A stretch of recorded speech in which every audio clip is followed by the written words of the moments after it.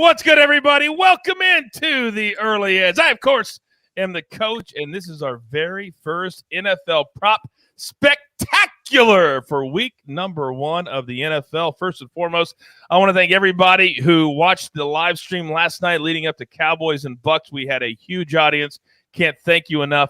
And as you know, we're going to have a live afternoon, early evening show every day of the week except for Saturday. Coming up on Sunday, 3 shows. Morning show, noon to 1 Eastern, then 7 p.m. Eastern to 8:15 Eastern time. Now, this show right here, we're going to give you no less than 17 props to play on Sunday. So with that many, we got to get right to it. Let's bring in the stars of the show. And this is the very first time that I've ever done a show with these 3 at the same time. Boys, we're making history. Right next Beautiful. the fantasy guru. You know him from Fantasy Football Today, Dave Richard. Welcome back to the Early Edge.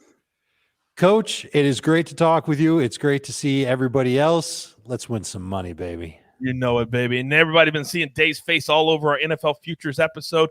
All 8 are in your feed right now. You got 2 days before all those futures. They go off the board. They go off the board. Now, you want to know fantasy? You don't want DFS? My man, see ya. What's up, man? Coach, it's awesome to be here. I love being on the show with you because of your energy. So I just got to kick it up a notch. I got to match the energy. So let's get to it. Let's get to it. Let's go. I like that. Now, a man that I just let him be himself. I call him our resident rock star. And you talk about energy, it just exudes out of his veins. He is at Prop Stars on the Twitter. Alex, what's up, man? What's up, Coach? I couldn't be more excited to be on a show strictly talking about props, so I'm super pumped. This is what you do. What did you say last night? How many props do you bet in the first 5 weeks of the season? The bulk of my volume comes within the first couple of weeks, so when all is said and done, it could be upwards of like 100 to 150. I've had as many as 200 in the first 5 or 6 weeks, so yeah, this is where I get down to business. The man called it the Super Bowl of his year, the first 2 weeks of the NFL season. That's how much this means to my man Alex. All right, let's jump right in, guys. We got a lot to get to. And by the way, we got so many loyal viewers over there in the comment section, but there's still a lot of you that are not members of SportsLine. So we're going to do you a solid.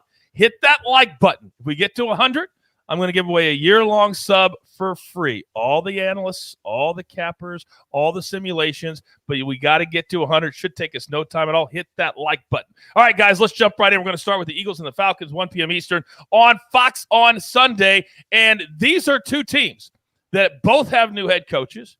Jalen Hurts will be the starting quarterback for the Eagles. Matty Ice is still down there in Atlanta, but not a lot of high expectations. We don't care about that. We care about props. Dave, I want to start with you.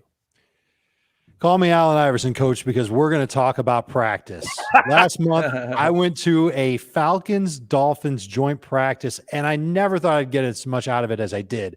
But one of the things that I got out that you didn't see in the preseason was Mike Davis playing in the 2-minute offense and Mike Davis running routes out of the backfield. He's going to be a factor in the passing game in Atlanta. And when you think about the offense, you think about Calvin Ridley running downfield. You know Kyle Pitts is going to be a new toy in this offense. But those guys are going to pull the Philadelphia secondary back a little bit. And in certain check down situations, it's going to be perfect for Matt Ryan to hit Mike Davis. He averaged 6.3 yards per catch last year in Carolina. He could do better than that this year in Atlanta. Who else is going to be the passing downs back for the Falcons? Is it really going to be Cordero? I don't think so. Is it going to be Wayne Gallman? I don't know. I think he's got frying pans for hands. So I think going over 14.5 receiving yards for Mike Davis, there's some juice on this. And I never like laying this much juice, but I'm going to do it here, and I'm going to do it again on another bet. Minus 130 for Mike Davis. I think it's a safe bet that he gets at least 25 receiving yards, and he helps fantasy managers this week as a number 2 running back as well.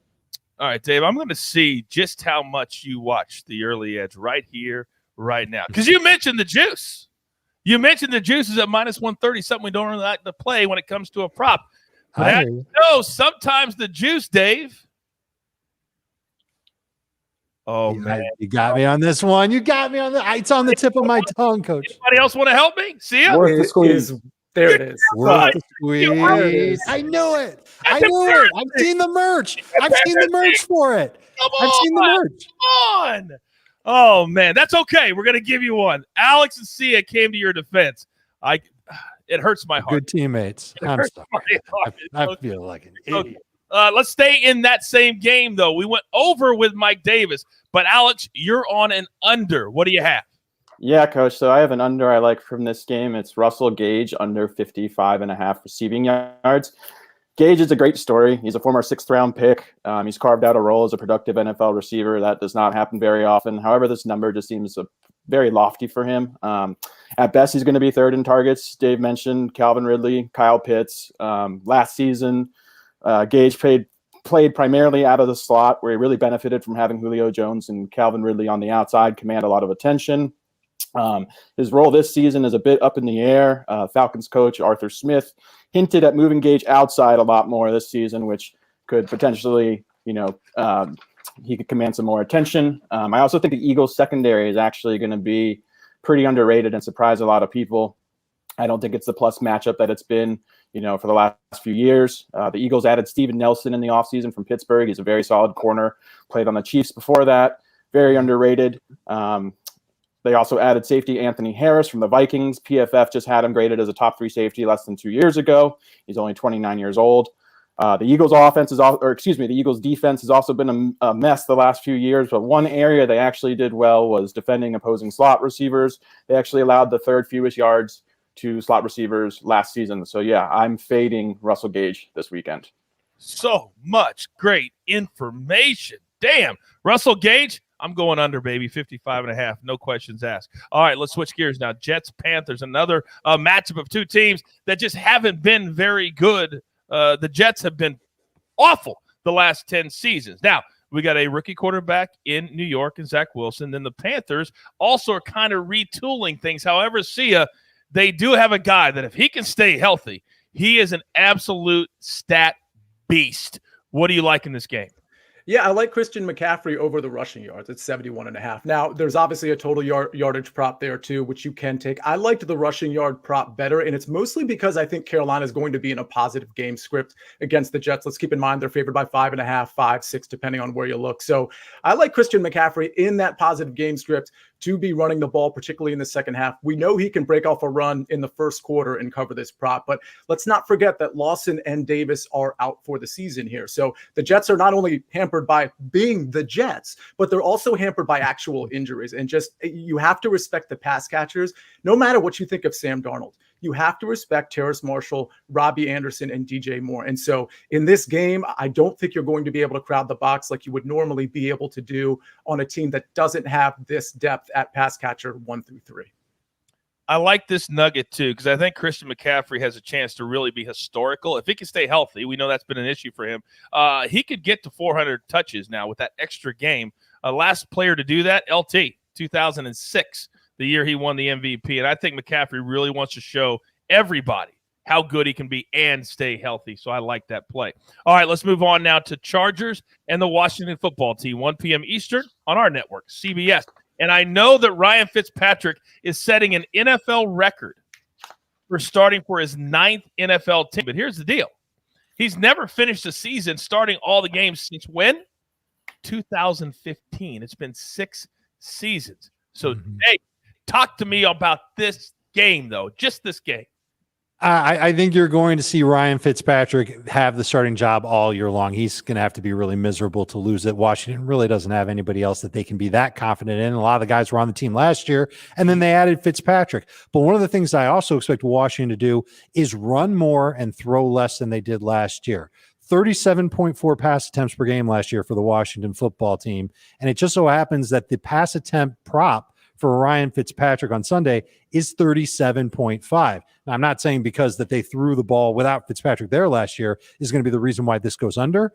I'm saying they're going to be able to have a lead in this game at home against the Chargers, and Antonio Gibson's going to get himself some numbers, and I think you're going to see Ryan Fitzpatrick not quite hit that mark. Over 30 passes, sure. 35 passes, yeah, maybe he gets close to that. But without Curtis Samuel there, that's a big difference. Curtis Samuel is a short area target. Those little pop passes, those shovel passes, those screen passes that you see quarterbacks do, they look like throws that you and I could make. Even Sia could make those throws.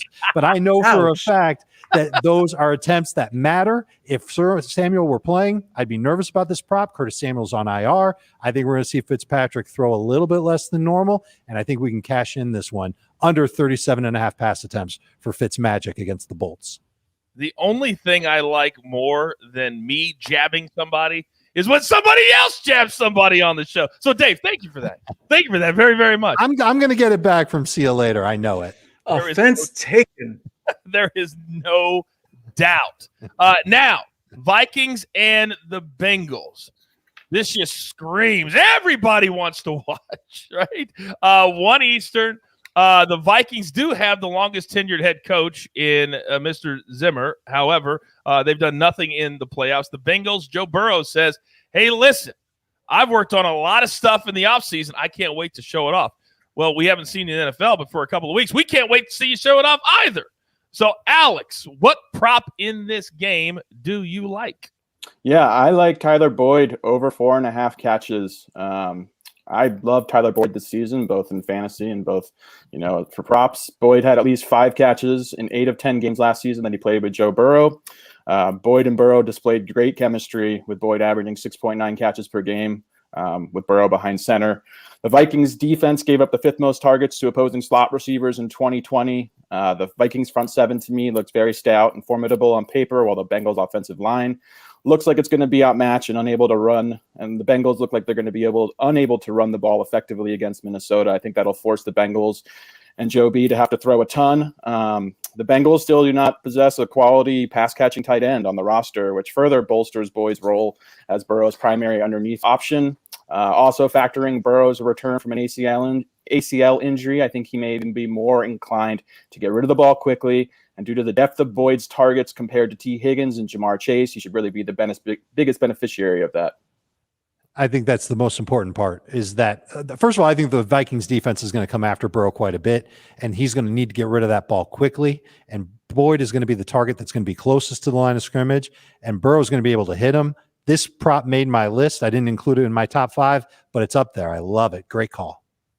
I tell my friends back home, I grew up in Kansas, and I have a lot of friends who shoot a 72 on a local course, think they can play on the PGA Tour. They also think they win a couple of prop bets, that they're professionals now. And I tell them all the time, watch my guys and listen to what Alex just said right there. And that separates those that think they can do it and the professionals. So let's leave it up to professionals like my man Prop Stars. Now, let's stay in that same game, because on the other side of the football, you're seeing a couple of numbers that really stuck out to you. What do you like, pal? Yeah, first of all, I love that Boyd prop as well. I like Kirk Cousins over 258.5 passing yards. So a couple things here. One, TREY Waynes is out for Cincinnati. They lost William Jackson in free agency to the Washington football team. They did pick up Hilton, but it's basically Awuzie Hilton and Eli Apple to cover this receiving corps, namely Justin Jefferson and Adam Thielen. It's just a really, really poor matchup. And before we say, oh, well, it's just Kirk Cousins, like, one thing to consider here, in 2020, 8th in passing yards, 7th in air yards. And so that's probably a little bit higher than you think. Now, take that stat and measure it against a Cincinnati defense that is going to have to match up with Justin Jefferson, Adam Thielen, and of course, Dalvin Cook, who will also be catching passes. I think this is a really interesting game. By the way, I like Boyd in DFS too as a pivot off T. Higgins, who's going to be really chalky. And I like the Vikings to cover the spread here too, but give me Kirk Cousins. I think he's going to air it out. Okay. Did you also have like a future prop or the highest scoring team prop that you liked here too? This was interesting to me. Yeah, so there's a couple that I like, and it's Vikings are one of them at plus 1,400. I think it's just a good number. I mean, that's going to be like 6th or 7th on the list. If this game goes back and forth, which I expect it to a little bit, I think Cincinnati will be able to put up some numbers here. I think Kirk Cousins, I think this is really going to be a coming out party. And if we just go down narrative street a little bit here, Kirk Cousins is one of those guys that he's had a really bad offseason from a PR standpoint. And that chip on his shoulder, like he's had it ever since being drafted at Washington when he joined forces with RG3 and Kyle Shanahan. So I really think this is a moment where Kirk Cousins wants to remind everybody who he is, and he can do it against Cincinnati. And let me be clear, that's just for week 1. So Vikings plus 1,400 or Arizona plus 1,800 just to have the highest scoring week, correct? Correct. And keep in mind when it comes to those, I'm really betting the number more than anything. I really see value in both of these numbers. I only qualify it like that because I do expect Arizona to probably lose to Tennessee. But at plus 1,800, I like the number too much to stay away from it, especially since it's a tight spread. All right, very good. And understand, when we talk about value and we talk about betting certain things at plus 1,800, we're expecting to lose. And those people that are new to sports betting don't understand that concept. But eventually, over time, if you trust the numbers, these will hit and you will come out profitable. Now, here on this show, every single week, like we do every other show, we want to be interactive. We want to answer as many questions as we can and put our guys on the spot because they're the pros. We've got 2 or 3 people in our comment section, and anybody can jump in. Just raise your hand. A Calvin Ridley over 5.5 catches prop. Does anybody want to comment on that from my man Eric Brown?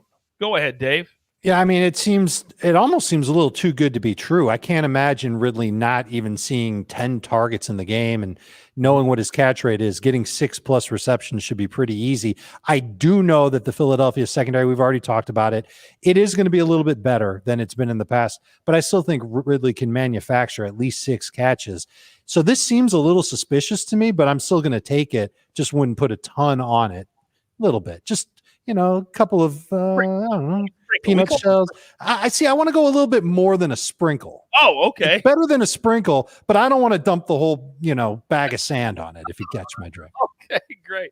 Alex, what Yeah, I love this bet as well. This actually almost made my list. I think, Ridley's going to be just an absolute target monster in that offense without Julio Jones. I don't have the numbers right in front of me, but without Julio Jones, I believe he cleared this in 6 of 7 games last season. But yeah, I think he's just going to see double-digit targets, and he's definitely going to have at least 6 catches.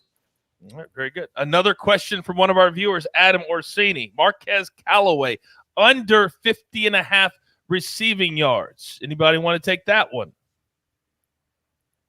Not everybody at once. Not everybody at once. Well, I mean, I'll jump in here. I mean, the reality is I think we need to temper our expectations with respect to Callaway a little bit. And we all saw him on primetime in the preseason, and we think he's somebody that he might not be. But I got to be honest, with that number, it's just a stay away for me because it's just at the right spot for me not to have confidence in the under or the over. I hate to cop out with that, but if it was 60.5 or 58.5, I might have a different answer. But that's right about where it should be, in my opinion. I feel like the odds makers, whenever they're not sure about a guy, they just their default is 50.5. Right. And so I think they're not. I'm certainly not sure about Callaway in his first game where he's the number 1 receiver. I love him in season long. I would use him as a number 3 receiver in fantasy this week with the upside of him breaking through for a couple of big plays. I know Winston's going to look for him. Whether it happens where he gets over 51 yards, I don't know if I'm comfortable telling people to put their money on that just yet. See, it's fascinating what you just said, Dave, because now I want to come back over here to Alex, because Alex, you have a theory that there is a reason why you are so heavy as far as amount of props that you play in the first 2 weeks is because of what? Yeah, I just think the books are, kind of behind the 8 ball. There's just such a huge surface area to cover for them. There's just so many props. Dave mentioned that they kind of just default to certain numbers. It's just impossible to really accurately handicap just the vastness of the prop space. So yeah, I agree. And also just to kind of touch on Callaway, and I agree with Sia and Dave that I just need to see it first, having very limited, data, plus not having seen Callaway play a lot with Winston in his first game. I just want to see it before I kind of offer a strong opinion or lean one way or the other. Sia? Yeah, one thing to consider, if you think that number is a little lower than you thought, it's probably because Jair Alexander will be shadowing, not the full game, but a lot with Marquez Callaway. So that's something to consider. He's obviously one of the premier corners in the league. Right, very good. I want to be very, very clear to all of our incredible viewers, listeners, whatever, that send in the questions. My guys, when we give out plays on our shows, these are the best plays that they have found across the board. So when you ask about a certain number, we're going to give you an answer, but that doesn't mean that they're going to go and play it because they spend hours and hours and hours getting ready for these shows to give you the 6 or 7 plays each that we give out. So just be careful because I don't want you tweeting at us in 3 days going, but you said. No, just gave the information. We do. Okay, let's move on now. Steelers and Bills, one of the marquee games of the entire weekend. It's 1 Eastern, CBS. Now, remember, the Steelers started last year 11-0 and then absolutely crash and burn down the stretch. Big Ben, he came out the other day. He said, hey, TJ Watt, whatever he wants. Well, apparently whatever he wants is $112 million, $80 million guaranteed. So the defense looks to be solidified. But this is about the offense. Dave, talk to me. Man, I wish Roethlisberger were my agent when my contract is up. That would be sweet, right? I'd be making a lot of prop bets then. I like JUJU over 4.5 receptions. I think about the Bills' defense and how they play. It's a predominant zone defense where they funnel everything toward the middle of the field. They're not going to give up the big play. So that's number one. And we've seen slot receivers in the past against Buffalo, as recently as last year, put up 6+ catches against them on a pretty routinely basis. I could give you the names. Jamison Crowder was one of them. Kupp, JAKOBI, and MEYERS. How about JUJU Smith-Schuster? He did it last year. He had 6 catches against Buffalo. But the same thing that we talked about with Tyler Boyd and Joe Burrow and that connection is in play here as well. I know the Steelers' offensive line looked good in the preseason. It came against the second-string Lions defense and against the second-string, not quite all second-stringers in Carolina, but a mix of first and second-stringers. The Buffalo Bills' defensive line is much improved, and I think it's going to be dangerous. I think it's going to be part of the reason that they're in the serious Super Bowl hunt. I think that they're going to get to Roethlisberger. He's going to need to get rid of that ball quick. Smith-Schuster runs a lot of routes close to the line of scrimmage. I think you're going to see JUJU Smith-Schuster easily get 5+ receptions. There's a lot of juice here, but as I tell all my friends, the juice is worth the squeeze. Fair enough. Touche. Okay. Maybe I borrowed that from you, Coach. One time I borrowed it. Okay. It felt good. It felt like you had redemption. Quickly, before we get to your other play there, hit that like button. We're getting very, very close to 100 likes. When we do, I will stop the show immediately, and we will give out a year-long sub to SportsLine. Now, Dave, you have another, unless I missed it while I was listening to my producer, you have another prop from the same guy, same game, right? I don't think I do, but I know that Sia does. My bad. Sia does, and I fully support it. Well, my bad, Sia. Dave, that's not too much of a surprise because it's basically an alternative way to play JUJU Smith-Schuster, and it's the over yardage prop, 53.5 yards. And I won't rehash everything Dave said. I agree with all of it. He's going to stay on the field. If you're wondering between Chase Claypool, Deontay Johnson, and JUJU Smith-Schuster, in 3 wide receiver sets, of course, Chase Claypool will be on the field, but in 2 wide receiver sets, he's probably out of there. So let's remember that not only will JUJU be on the field more often than, let's say, Chase Claypool, for example, but he had 128 targets last year, 20% of the target share, and he will be running those short area routes. I really like this one. I don't think he's going to be. I don't think he's going to be seeing much of Tre'Davious White, and so I think this is a really good number for him. What's the juice on that one, Sia? It's actually -115. So there you go. Like if you want to play JUJU, if you liked my prop, but you don't want to lay 140, go with Sia's prop and lay 115. There you go. I like it. By the way, I need to bring this up because when we did the NFL Future episode with RJ White, he gave out in the NFC South episode, he gave out Antonio Brown 200-1 to lead the league in receiving yards. Last night at halftime, do we all remember what Antonio Brown had last night? $118 in the first half. Oh, RJ was feeling himself on Twitter too, and I'm going to feel like an idiot if I didn't at least sprinkle a little bit on that prop at 200-1. He may, obviously it's 17 games, but he looked pretty good in game 1. That's all I'm going to say. All right, speaking of looking good, last year Aaron Rodgers looked fantastic.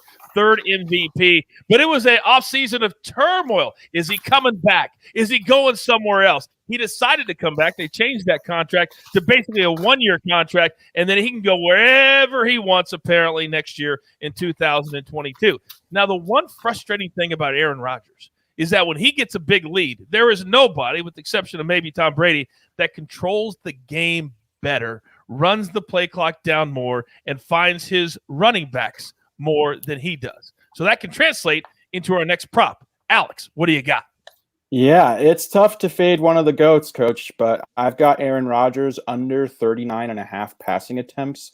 This is at -115. I just think 39.5 is way too high of a number. He was held under this in 15 of 18 games last year, including the playoffs. He averaged only 32 pass attempts per game in the regular season in 2020. Opponent quarterbacks that faced the Saints last year were held under this total in 13 of 16 regular season games. The Packers are perennially one of the slowest paced teams in the NFL. They averaged, I think, the third fewest possessions per game last year. The Packers also did not make really any notable changes or upgrades to the receiver group outside of adding Randall Cobb, who I don't really think moves the needle at this stage of his career. I'm just expecting the Packers to once again play a ball control style offense, kind of similar to what you talked about, Coach, and lean on their running game. They've got two great running backs in Aaron Jones and A.J. Dillon, especially in the regular season. Also, I know the point spread is only 3.5 points, but with this game being in Jacksonville, it might end up being a home game for Green Bay with the way Packer fans travel. I just don't see the Saints really keeping up with the Packers in this game. I don't expect Green Bay to be playing from behind very much, nor do I expect Rodgers to have to throw it 40-plus times a game. So, yeah, I love this prop. How dare you insult the fighting Jameis Winstons and those Saints in week 1 coming out strong. By the way, it was a surprise to a lot of people that Jones decided to come back. 4 years, $48 million. 6th highest paid running back in the league now to go with that second-round draft pick in A.J. Dillon. So good play there by you. Now, our next game is going to be the 49ers and the Lions. So we have a question in the chat from Timmy Blackwell. So let's start with that one first, then we'll get to the plays that we're giving out. George Kittle, over 55.5 receiving yards against the Lions. Anybody would like to take this?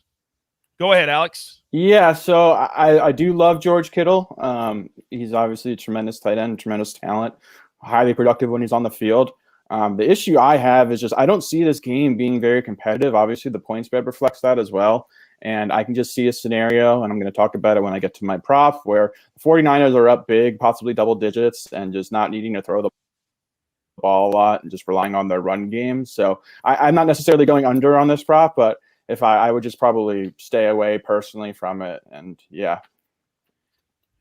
I'm good with a sprinkle on the over on this one, Coach. I think that when you look at George Kittle and what his upside is, you just go back to the end of last year when he started to put up some decent yardage. And there were other games earlier in the year where he was in the triple digits.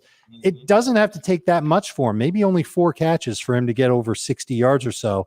That's what we're looking for here. Jamie Collins of the Lions is a linebacker who might cover him. I don't think he can hang with him. Will Harris is the safety. I don't think he can hang with him. I think there are some exploitable matchups that the 49ers can roll with here to get George Kittle going. I don't mind doing a sprinkle on one George Kittle over 55.5 yards. Oh my gosh, it completely, my heart is exploding when you talk like that to me. All right, Dave, I want to stay with you because I know you have 2 props in this game. Then we'll get back to Alex for his. So what are the 2 that you like a lot? So the first one that I think is worth the price tag is Trey Sermon scoring a touchdown at plus 240. Now, Raheem Mostert's a guy that we like a lot in fantasy this week. Jamie Eisenberg on our Fantasy Football Today podcast named him his start of the week. But Trey Sermon's the rookie behind him, and he's in that secondary physical type of role, and he could be used in short yardage situations to begin with for the 49ers. There's also the fact that the game doesn't figure to be competitive, just as Alex said. So Sermon could get some extended work in the second half in the fourth quarter. That could lead to a breakaway run for him where he can score a touchdown. So plus 240 is that, but you can also bet on him getting 2 touchdowns in the game, and that's plus 1,600. So you can break out, the little kitty shovel that you use in the sand when you go to the beach and take some of that and put it on the plus 240 and then just take a little bit off, give him one of these, little bit of the, Salt Bay on the plus 2 touchdowns for Trey Sermon. He could open up his career with a couple of scores against this hapless Lions D. Did it shock anybody last night that Gronk, what we talked about on the show, didn't we, Alex? You get inside the 15-yard line, who does Brady look for? There's just certain guys that are just really good in the red zone, and I think Sermon's one of those guys. I think he's a guy that is really going to be looked at a lot. All right. Are you clear? Are you clear, Dave? Are you good? I got another one if you want one. That's what I thought. So because listen, Coach, if I could just, compose myself for a second. Okay. There are players in the National Football League who just command attention from the general public. And I'm here to lay out a prop on one of those players. Give it to His me. name, of course, is Mohamed Sanu. Of course. I didn't even know he was on the 49ers until I was watching preseason games. And there he was running around. You know, he's an older guy, so he wasn't running around real fast. I know he's not the number 1 receiver. That's Brandon Ayuk. I know he's not the number 2 receiver. That's Deebo Samuel. And I'm not sure he's the number 3 receiver because Trent Sherfield, remember he caught that big bomb from Trey Lance in the preseason. Everybody went crazy over Lance. No one paid any attention to Trey Sherfield. But he might be the number 3 guy. He's a little bit more explosive than Mohamed Sanu. So there's an over-under on his yardage of 21.5, minus 120. I'm taking the under. I don't know if he's even going to play. He might be active. He might work on special teams. He might return some punts, but I don't think he's going to get 22 receiving yards. And there's also a prop on the longest reception that Mohamed Sanu gets. And I know the world wants Mohamed Sanu to be bold and outstanding and great, but he's not catching a ball for 15 yards. His over-under on the longest catch is 14.5 yards, minus 115. And I even did research on it, Coach, because you want a complete story told on Mohamed Sanu. And here it is. Over the last 2 seasons, he's caught 83 passes. Of those 83 passes, only 13 measly passes have gone for 15-plus yards. So here's a guy that doesn't really get a lot of yardage when he catches the ball. I don't think he's going to catch the ball much, if at all. Mohamed Sanu is going to go under on both of these props. This is easy. This is easy money. Well, you know what's going to happen then. You know the first play of the game, they're going on a 15-yard fade. No. Nope. You know that's going to happen. No, it's not going to happen. It's going to happen. They're not going to do that to me. Why would they do that to me? Oh, my God. I will tweet right at you if that happens. Although I don't want to lose. Yeah, I'm probably going to turn off the TV for an hour if that happens. There is a question I want to get to because a lot of guys are talking in the comment section. I will get to that. It's in reference to correlated parlays within the same game. So, Dave, I want you to think about that for a second because it's a good way to educate people, including myself. But, Alex, I want to get to your other play here in the 49ers and Lions before we leave this game. What do you got? Yeah, so this is actually my favorite prop that I've come across all week. I absolutely love this play. It's RAHEEM MOSTERT. Under 17.5 rushing attempts. It's very juicy, but in my opinion, it's well worth the squeeze. MOSTERT did not eclipse this total in 1 game last year. He was 0 for 8. He's only received 18 carries in 1 game in his 5-year career. That is 1 game out of 48 games played. He has had 18 carries in a single game. Mostert has just never been a workhorse. He's also shown major durability issues throughout his career. It's hard for me to envision a range of outcomes where the 49ers coaching staff just decide to hand him essentially his career high in carries in week 1 against the hopeless Lions. Dave talked about Trey Sermon, who's also obviously on the roster, and he's going to be heavily involved in the game plan. The 49ers are the biggest favorite on Sunday. We talked about this earlier too. I could just see a scenario where Mostert's not needed in the 4th quarter. The Niners are nursing a double-digit lead, and the game's just likely to be out of hand, and they're going with Sermon at that stage. So yeah, this is my favorite prop of the week. RAHEEM MOSTERT under 17.5 rushing attempts. Can you repeat that number for me for the people at home one more time? How many games and how many times over 18 carries, please? 1 time out of 48 career regular season games. This has gone under 47 of 48 times. Not a misprint. Wow. I texted Maestro this, and he asked me to double check with the book. This is incredible. This is incredible. I mean, wow. Unbelievable. Clearly, this is the favorite prop of the week. This is unbelievable. Go ahead. I hate to burst everybody's bubble. Alex he's correct in his statement, but I must bring your attention to the January 19th playoff game between the San Francisco 49ers and the Green Bay Packers, where RAHEEM MOSTERT had 29 carries. It's a miracle. It was a miracle at the time that he lasted that long without crumpling into a heap and kind of scooching his butt off the sideline. So it's happened once in the regular season, but it's happened twice in his NFL career. I still really, really love that prop, Alex. Turkey always got to be the other side. I like it. All right, real quick, because we always try, we talk about it all the time, educate, entertain. Now, single game parlays when it comes to props that are correlated, because Dave, UNC were just talking about the receptions and the yards.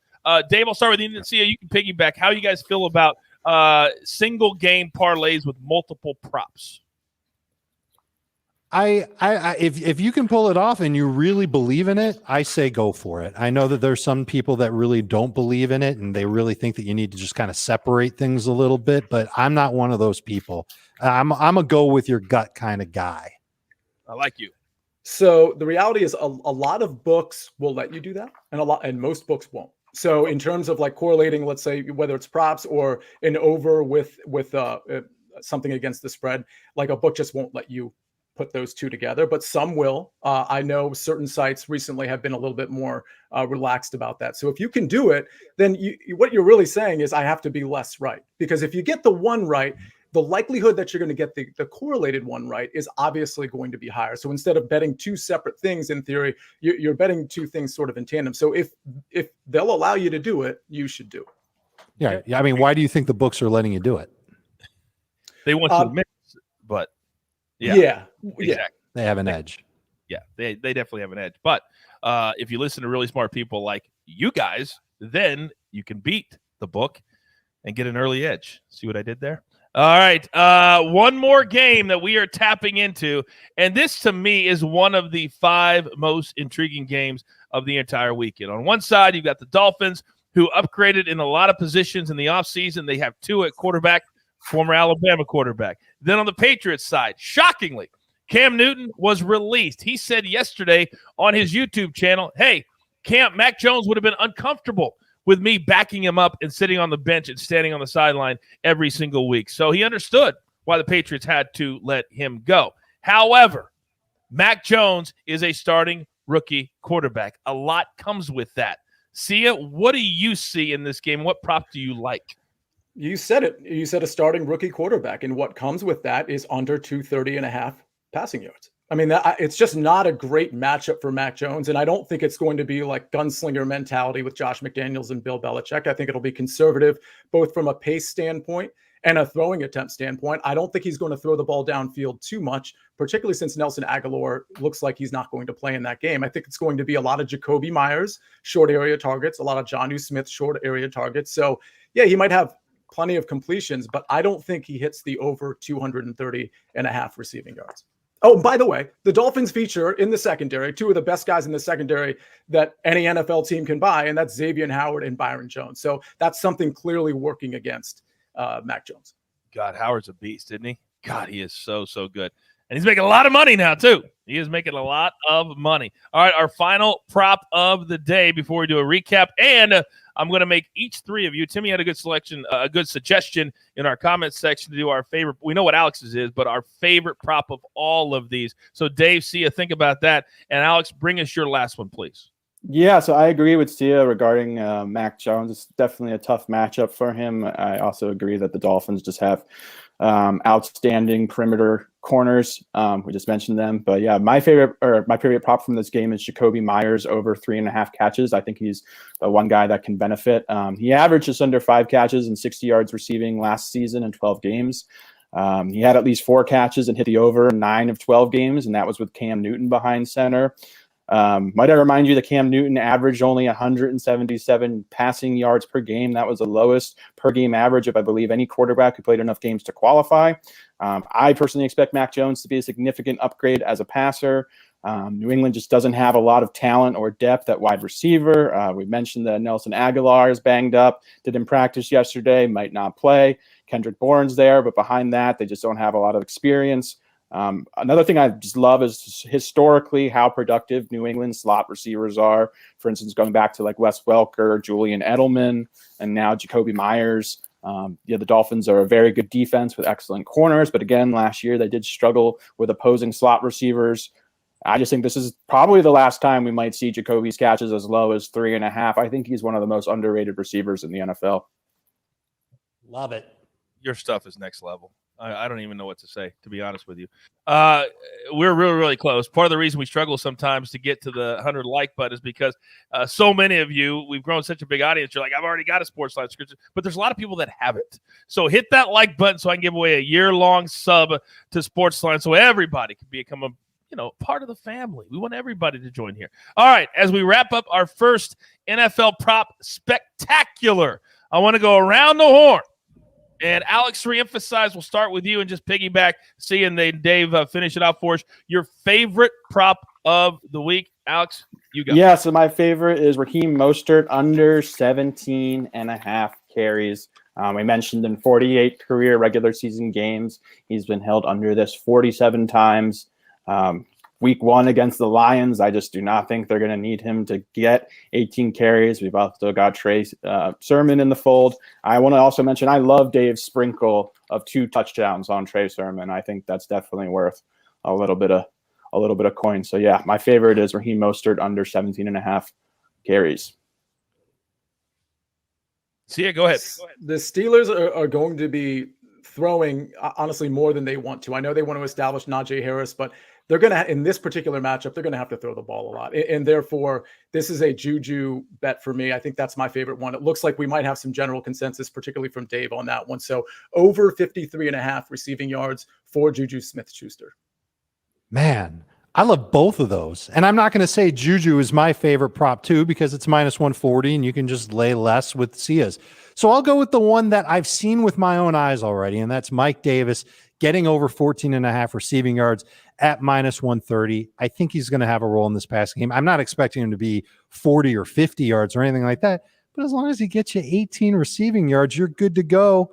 Minus 130, it's a lot of juice, but as they say around here, the juice is worth the something. The squeeze.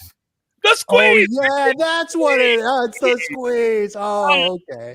Quick last one. Damian Harris scoring a touchdown. Yes or no, Alex? Yes. Love Damian Harris. Yes. That's a yes for me. All right, Dave. I don't know what the juice is, so I'm going to say no until I know what the juice is. Oh, God, look at you. It always has to be about the juice with everybody. Does it really matter? Yes, it really matters. All right. All right, we're up against it. Grab your paper, grab your pencil. Here is the recap. And my goodness, that is glorious. Let's start with Dave. Put a little Mike Davis over. Sanu under. Sanu longest reception under. JUJU over. Sermon touchdown, and Alex put his stamp of approval on that one. And then Fitzy Magic under 37.5 passing attempts. Then Alex, prop stars on Twitter. Boyd over 4.5 receptions. Mostert under. Rodgers under. Meyers over. Gage under. Sia. Cousins over. Jones under. McCaffrey over. JUJU over. And then a couple of long shots, but boy, they're tasty. Vikings to be the highest scoring team of the week, or the Cardinals to be the highest scoring team of the week. That's a plus 1,400 and plus 1,800. We will be here every single Friday afternoon during the NFL season. Nobody works harder. Nobody has better information. And nobody, I promise you, has more fun than me and my team. So we only have one thing left to do. And you know what time it is. Oh, sometimes I throw out a shoulder. Here we go. You've got your marching orders. Let's take all of these prop tickets straight to the pay window for prop stars, for Sia, for Dave, and for the jeweler who puts it all together here at the brand. I am the coach. Let's go get it. Don't forget, count them 3 separate shows on Sunday morning, noon Eastern, 7 Eastern. We've got you locked and loaded, all things NFL, and also a little supersized morning show on Saturday with AB on the 1s and the 2s. Until then, we had some fun today. We are locked, we are loaded, we are focused. And again, this is the Early Edge. Good luck. Do you want best bets in your feed every single day? All you have to do is hit that subscribe button to stay up to date with all things Early Edge.